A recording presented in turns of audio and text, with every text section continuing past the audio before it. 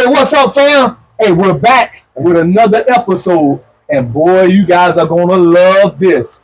I have the only one, Mr. Dave Green, and I know you're saying, Dave Green, I heard that name. Yes, you have, from the Green Zone Preps. Let me introduce to you Mr. Dave Green. Mr. Green, good to see you, baby. How you doing? I'm doing good, Coach, man. Thank you for having me. Just excited to be here, man, and a long time coming. For most of you guys who don't know, he's the reason why I'm doing what I'm doing, and we sure will get into that. But, Coach, it's just a pleasure and an honor to be with you today, man, so we can talk a little bit about who I am and the things that I've done. Man, I am so happy. Hey, just swinging past, I pulled him over, and he came in, gave me a few minutes of his time to talk to you guys and let them know what's going on. So I got a question for you, D Green.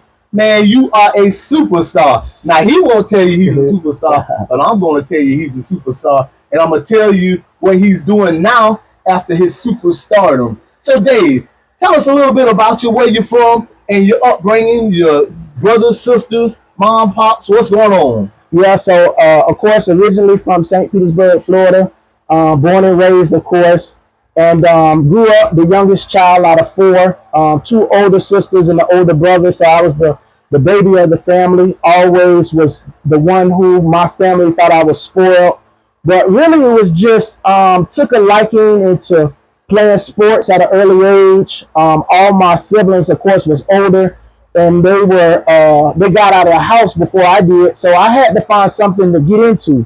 And football, of course, as you know, growing up in Florida, is an outlet. You know, it gives you an opportunity to just really see who you are, who you're going to become to be. And thank God I chose football, because I never grew really tall to be able to play any other sports. But football was an avenue that I chose along with track. And, you know, I was able to use that to go further in life. And I'm pretty sure you all guys want to know how far I went. And we'll talk about that in this episode. Yes, we will. I met Dave Dwayne Green. We called him Dave back in high school. I met him in high school when I started teaching a few years back. Won't actually say how long ago, but a few years back. And Dave was an outstanding athlete, a great kid, and even better as a student. So he was a complete package. So Dave, what other sports did you do besides football? Well, I did play basketball in my early years, 9th and 10th grade year. I played basketball. And then you got me on the track and got me out there, man. And, you know, you think you're fast until you get out on the track, and it's totally different from football speed and track speed. And I saw that I needed to get faster, and credit to you, I was able to do that. And, of course, I did play football. That was my springboard to take me to different places.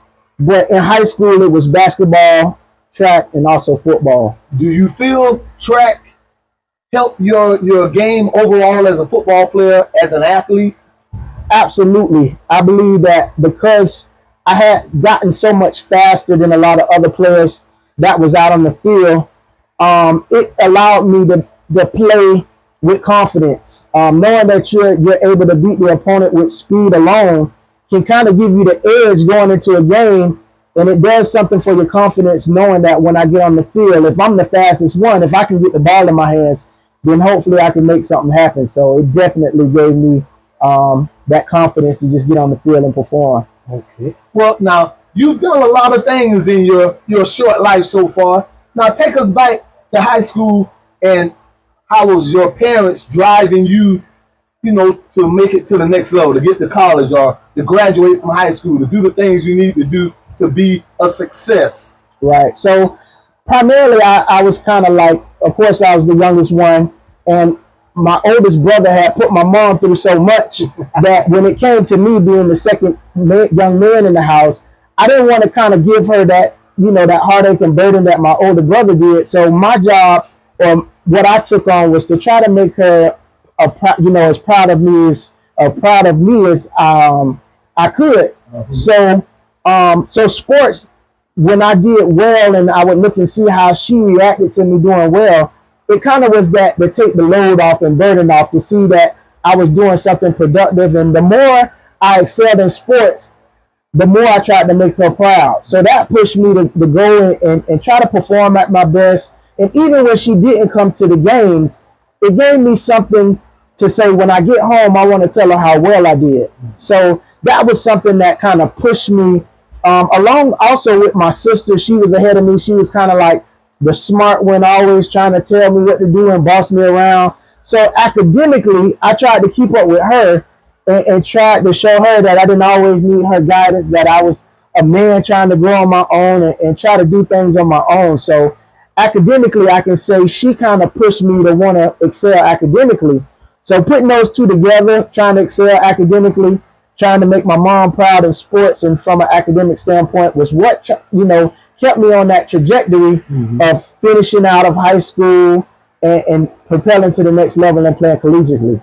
Now, I was looking at something and I saw that you played with the Junior Devils, St. Pete Devils, and in our area of Florida, that organization has been around for a long time. What did you take with you coming out of that Little League organization into high school and going into college and beyond?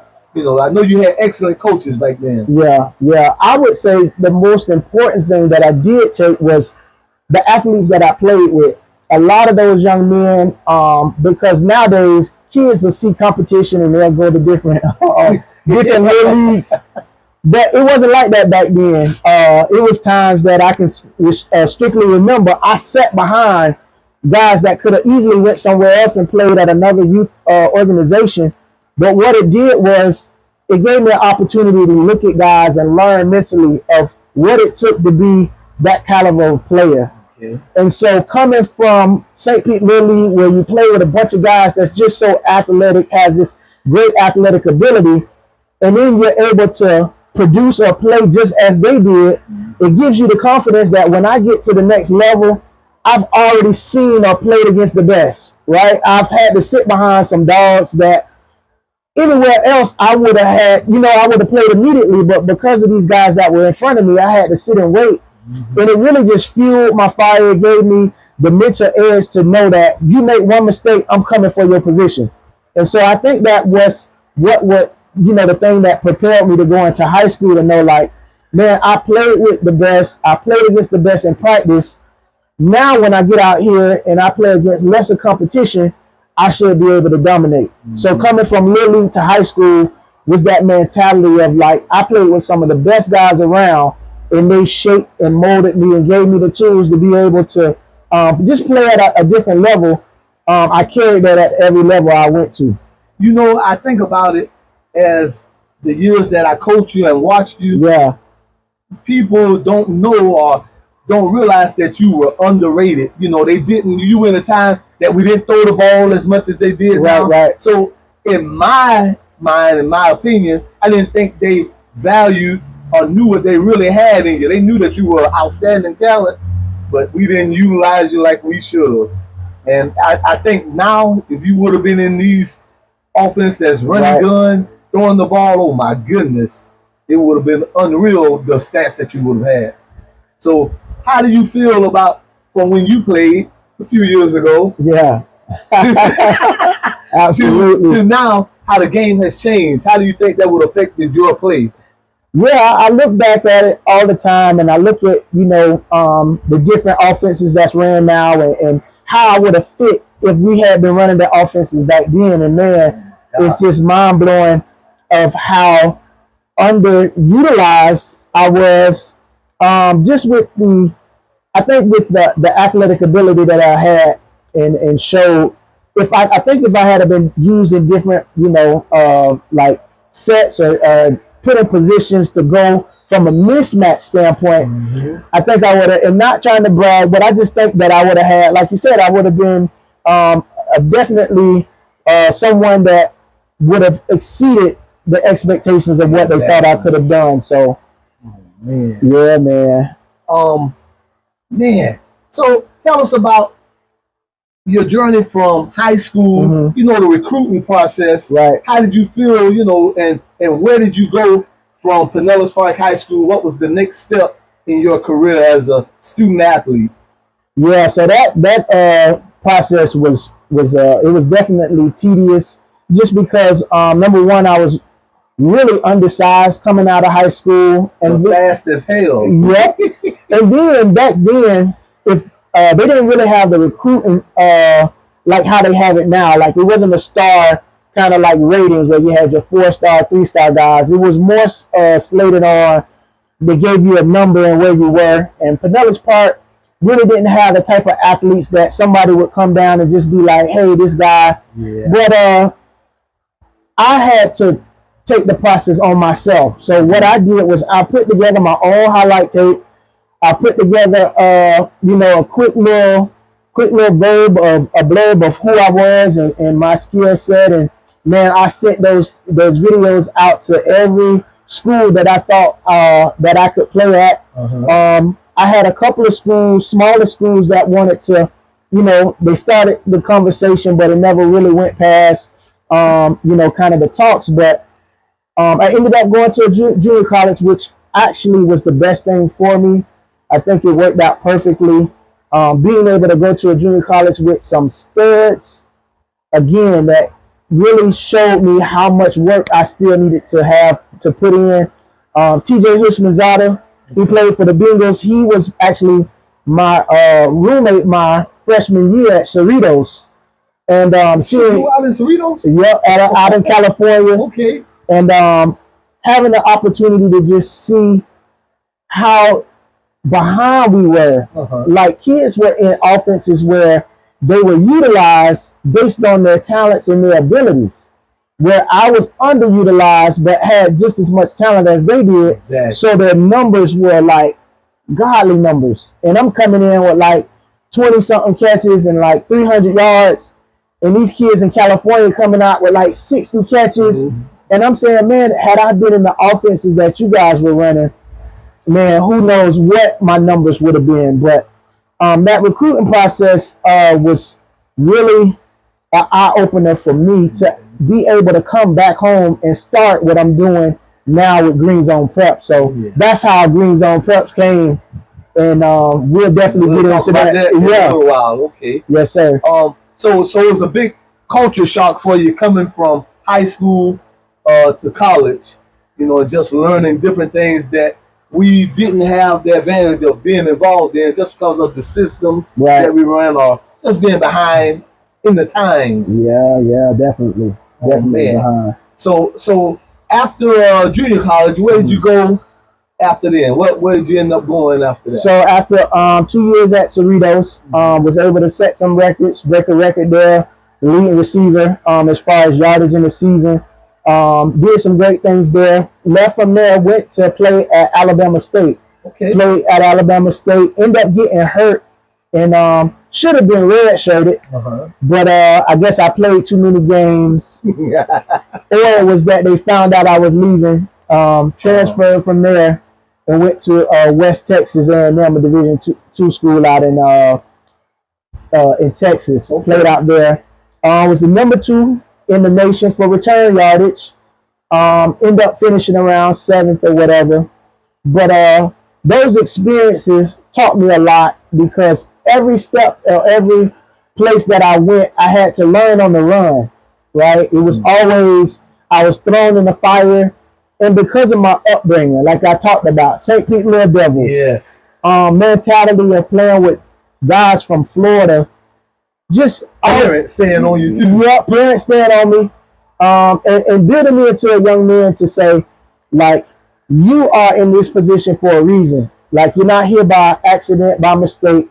So capitalize on the opportunities that you have, and that's what always was in the back of my head every time I took the field. Was, okay, you got an opportunity. They brought you out here for a reason. What you gonna do with the opportunity that they give you? You capitalized on that. I like that. That sounds fresh. So your overall experience from junior college, and after you left junior college to West Texas, Alabama, and then West Texas. How did you feel about it? I mean, if you had the opportunity to do it again, knowing what you know now, would you have done that same opportunity, or knowing what you know, would you say, well, no, I'm gonna do something different and have another experience. Right. Well, I think everything happens for a reason. You know, I say if this would have happened, then this would have happened. And because I don't know if that's what it is, I just thank God for the opportunities that I did. Because had things had it went differently, maybe I'm not in a position to where I'm able to come back and do what I'm doing. You know what I mean? Exactly. Maybe my path would have took me on a different route. So I would say I wouldn't change anything. Everything that I've gained and accomplished in my life was because of the path that I took. And so I take it with grace. I take it with a humble approach to say, God, thank you for the ability, for the time, for the opportunity that I was given to go and do these different things. And you know, long story short, I wouldn't change a thing. Man, I love to hear that. You know, I'm sitting here, guys, and I'm looking at Dave, and it's been almost 30 years from when I coached him. And it's just amazing just to watch a young man grow into an adult, develop, and just watch the accomplishments that he's having. So if you see me over here smiling and just looking, I'm just really impressed, and I'm just happy to see Dave, Dwayne doing extremely well, and it just makes me feel good and make me proud to know that I had a little bit of part of his life growing up. So, you know, but let's get back, guys, talking with Dave. So, Dave, I just have to ask, what was your proudest or most memorable moment in college? I had several. Probably, you know, maybe setting the record. I mean, those records come and go. I think it was just more of proving that I can play at that level. Mm-hmm. You know, always being kind of like miscounted. You know, you always felt like no matter how good I was always like thrown in to say, we just gonna give you a shot to kind of see what you can do type thing. And always having to basically prove the doubters wrong, man, about my size and not letting that, you know, deter me from who I knew I was and the ability that I had. So I would say just being able to produce and be able to make big plays at any level that I played at would probably be some of the, you know, moments that stick out the most. That's good. So how big or how important was it to your parents, to you, to your family, to everybody, for you to walk across that stage, for you to graduate from college? How big was that? Yeah, it was huge, because you always hear that football is just the avenue to get you to where you need to be. Exactly. And that's exactly what it was. It was the vehicle to get me to my education, for me to be able to do that. So, you know, being able to reach that feat, man, was awesome. And man, I just thank God that I was able to be in those positions, to be able to have the ability to play football, to be awarded a scholarship, to then take advantage of that to finish my education. Oh, man. So tell us now, you graduated from college. Mm-hmm. What was next? What did you do right after you finished up college? Did you play any ball anywhere else? What was next? Yeah, so after a short stint, I ended up signing with Calgary Stampede, playing over in Canada. Was over there for a while and was doing really well, and ended up getting injured. And you know how it is over there. Man, you can't make the club in the tub. So ended up coming back to the States and then played some arena ball, right? So I was with Chicago Rush, played a little bit with the Storm, played a little A2 ball. And, you know, after a while, football starts to take a different path when it starts to become such a business. Exactly. You know, you start to feel like you're living out of your suitcase. You know, nothing's ever for sure. You can be in one place at one time, and then you get traded or you get moved on because of other reasons. And, man, it was really time for me to start that new chapter in life. And, you know, I met who is my wife now, and we didn't end up having children, and I felt God's, you know, taking me away from the football aspect, playing wise, but keeping me in sports to then come back to work with the young men that was in my area. At what point or what time or what age were you when you started realizing that? And you know, it was that time? Yeah, so I was around 23, 24 when I was like, man, I'm getting to that age where if I'm not really making any money, I really need to start focusing on a career that's going to support me and my family. Okay. You know, I had already had my first son and was looking and planning on the second one and thinking about marriage. And life comes at you fast when you know you start having kids and you start trying to raise a family. And so it really just changed my mindset of how I needed to start to approach life. You know, I needed to put the football down and start to look at what was more important in front of me. Do you think that college prepared athletes that came out during our time for life after sports? And if so, or if not, why? To some degree, I think it depended on the individual. Thank God I had men in my life like yourself, like other coaches and a father figure who kind of molded me to be a man at the end of the day. You know, always preaching to stand on my own. So when it came to things about doing what was right, doing what was honorable, doing what would be like a man of integrity for my family, for different things that, you know, those things could, you know, follow. It caused me to look at it from a standpoint of, I know what I've been taught and what others been taught, but what am I going to do with what I've been taught? And so it put those things into perspective. And so it wasn't hard to quit football to say I need to focus on my family and building, you know, to be there for my kids.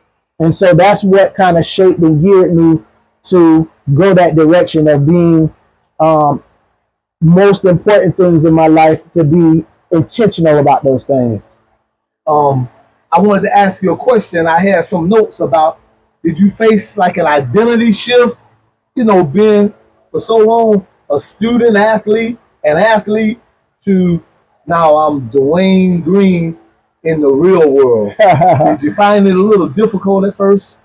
Oh yeah, because you know you get the people who always asking you, so man, what you doing? You still playing ball? And you talk about your old heyday. And some people will tell you still got it. Some people say, man, you know what you got going on now. And for a while, you kind of always still feel like, man, I can still go back and play. But then another part of you feel like, man, but do I really want to put up with everything that comes with it? So that was something that kind of I struggled with. Like the do I really want to go back and have to leave my family, have to be considered as, you know how they would say, you trying to leave responsibilities to go play a game. And I really just had to come with terms that, man, you've done and had your run. You know what I'm saying? You enjoyed all those times that you didn't have the responsibilities of having to take care of somebody or be in a position where somebody's dependent on you. Yep. So once I finally came to grips with, man, it's time to start that new chapter in life and turn a new leaf, man, I humbly bowed out and said, okay, God, I understand what you're trying to do with me. It's time to walk that new path. So there you go. Yes, sir. Okay. Tell us what you're doing now. You're doing a lot of interesting things. You got a lot of buzz. Yeah. You got to talk about it. What's going on? Yeah. So, of course, I run and own Green Zone Preps. There's a recruiting service where I help young men to just get notarized or get their recognition from schools and colleges from around the country and things like that. Primarily for those young men that's under the radar, young men that kind of like was in my position, and that's kind of why I started it. But as you guys see, I put out different things on different athletes around the area and highlight some of the things that they're doing. A bunch of great young men in our area that I think just needs that attention, that other schools around the area and different people can see what they're doing. So where are you putting this information out, that everybody can see? Where, for our viewers out there, where can they find some of this information that you're putting out, information about what's going on if they want to use your services? Yeah, so on X is Coach Green 3 _3 on X, and then on YouTube I have a channel where a lot of you guys see my stuff, and that's Inside GZ Sports. If you want to check out some of that stuff, and then of course on Instagram it's the same, Inside GZ Sports, and you'll be able to see young men and their highlights and interviews and different things about what's going on around in their lives and a perspective of how they're trying to navigate through the recruiting process and different things that they've been able to do. So you guys definitely should check out some of that content to see what's going on with some of the athletes in this area. So if they get in touch with your program, will they get in touch with you, or would it be directed to someone else? Or yes, yeah, they'll get in touch with me, and I'll see what it is that they need. Other guys need more than others. You know, some needs the connections to colleges, coaches, emails, or phone numbers. Some of them want to just like this, do a simple podcast or interview to kind of shed light on some of the things that they're doing in the area. Some of them need write-ups about. So I do all of that stuff just to help promote the young men in our area. And you know what, D? He's been doing this for a long time. I mean, a long time. Yeah. I've been doing the training, and he's been doing this just about as many years doing. And I know he's been helping a lot of young men, young women get to the next level, get notoriety. So I recommend that you check out Green Zone Preps and look them up. So what do you have coming up soon, and what are you doing like as of today? Okay, so coming up, I have a few interviews with some young men. I'm actually working with some different organizations on trying to be able to recoup some funds that we can do more for the young men as far as presenting awards for, like, you know, top guys that's in the area, to kind of give them some things from an organizational standpoint. So doing that right now, working with, like I said, some other organizations, and most importantly, trying to kind of move into the college ranks as far as working with college guys. So and that's going to be a project that I'm going to save and talk about a little later down the line. We'll get you later. Right. But those are just a few things that I got in the works right now. Man, that's good. I really know that you do a good job. And again, I suggest and recommend that you check out Green Zone Preps and see what it's all about. I got another question. I know I'm full of questions. Nah, it's good. My other question, if you could go back, knowing what you know now, what would you tell D Green at 18, 19 years old? What would you tell that D Green today? Yeah, I would probably tell him to trust the process. You know, a lot of times we want to just rush out and we think we know all the answers.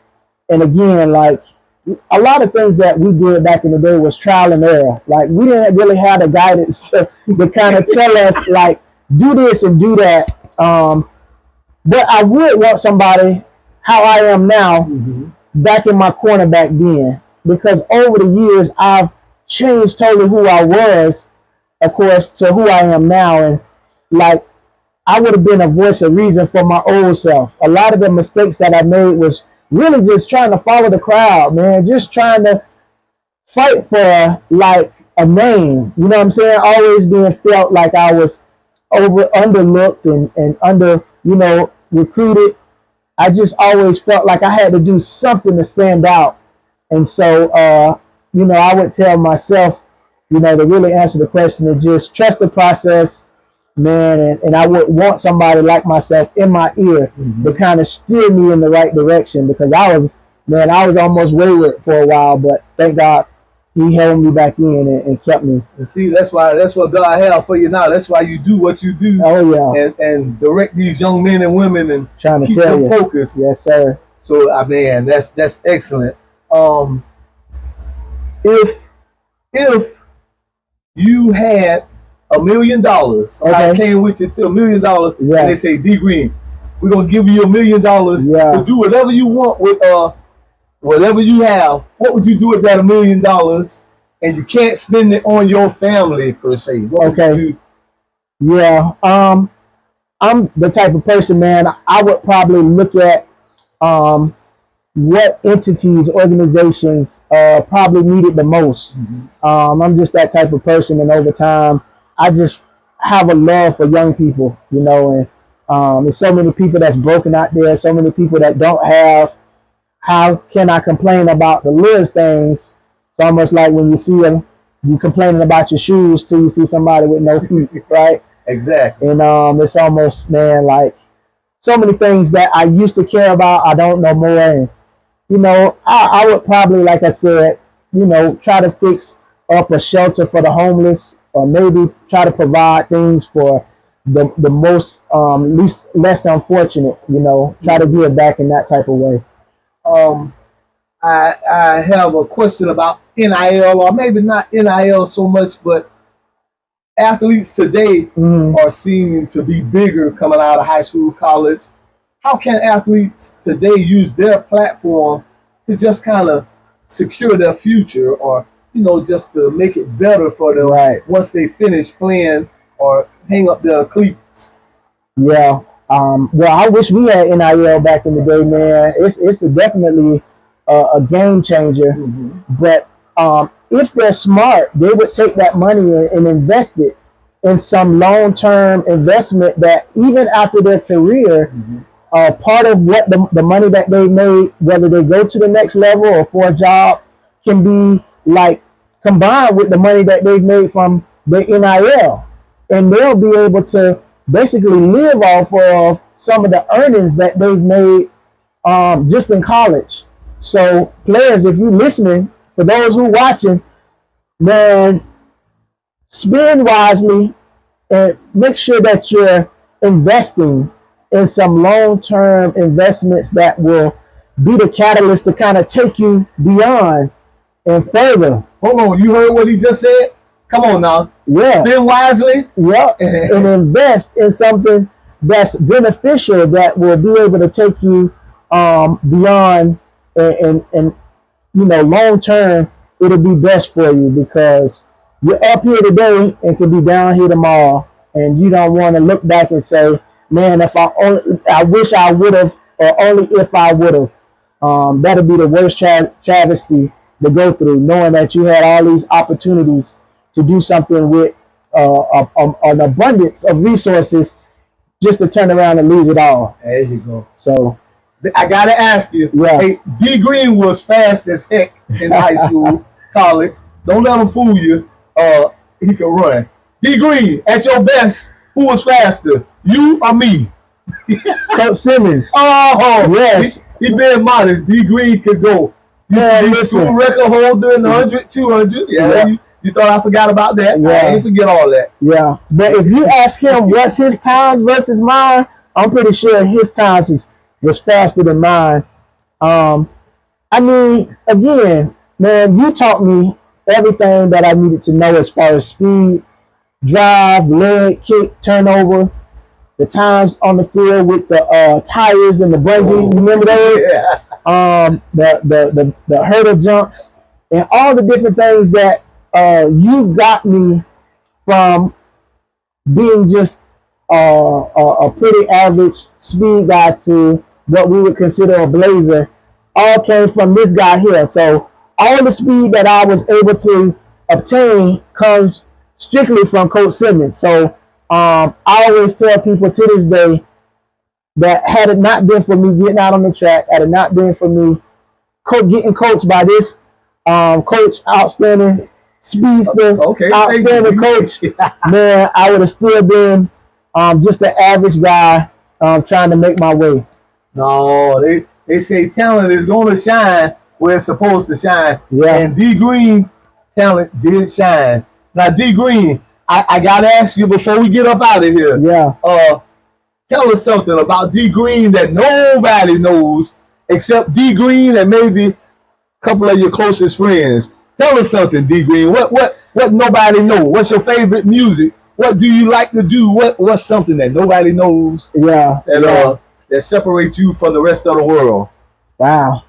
Man, there's so many things that people probably wouldn't realize, but like favorite music is kind of like jazz. Okay. I'm more laid back and more, I'm shy to a certain degree. I'm the type of person that I really gotta get to know you before you really see a certain side of me. I'll probably be more shy and kind of you know, kind of to myself. I don't think people really understand or realize that. Also, a lot of people may not know that I'm a minister. You know, I do a lot of preaching and speaking engagements at times, and you know, I don't put a lot of that stuff out, but a lot of people may not know that. And then I'm also a musician, percussionist. Have a son that's in college that's playing ball. I put his stuff out more than I, brag on myself. And so, like, I'm just more been learning to walk in the shoes of being a humble young man.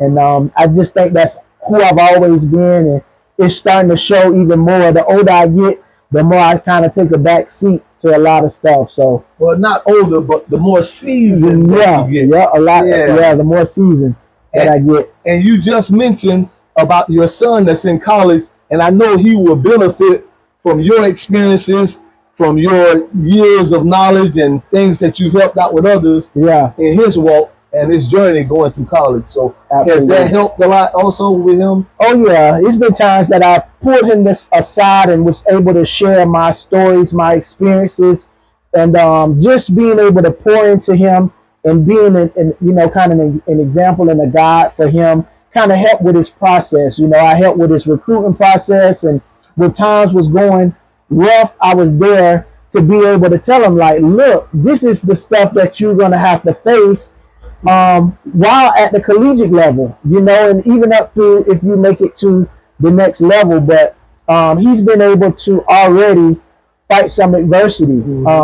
He's right now the only true freshman that's playing right now on his team, and playing really well. So I think that was because he had a good voice of reason in his ear to kind of give him, as well as his coaches, that put him in a good position to be successful at the next level.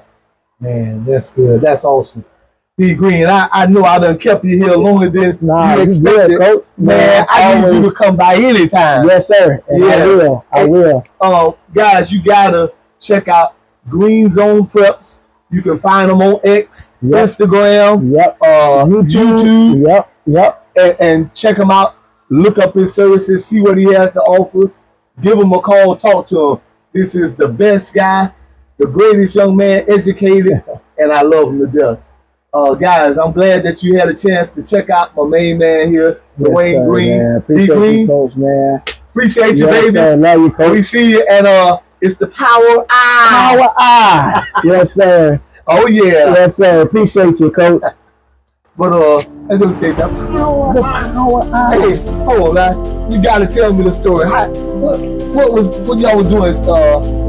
Yeah, so it was a defensive practice, and they had a like a made up offense, and so Adams was basically telling the defense what are they in when they line up in this. And it was totally opposite of what Matt Locker said.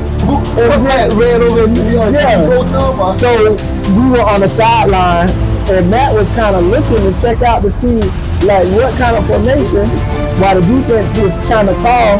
He said, Coach, I think that's the Power I. And everybody looked around like, who's in the spread? That was the best. So that's why I always said, just to hear everybody say, the Power I. Yeah. But D, man, you the man. I appreciate you. Yeah. Hey, we got to get them out. Oh, yo, you post pretty much everything. Yeah. Give me something to post, Coach. Exactly. Yeah. Heck yeah, we got you. Give me something to post, man.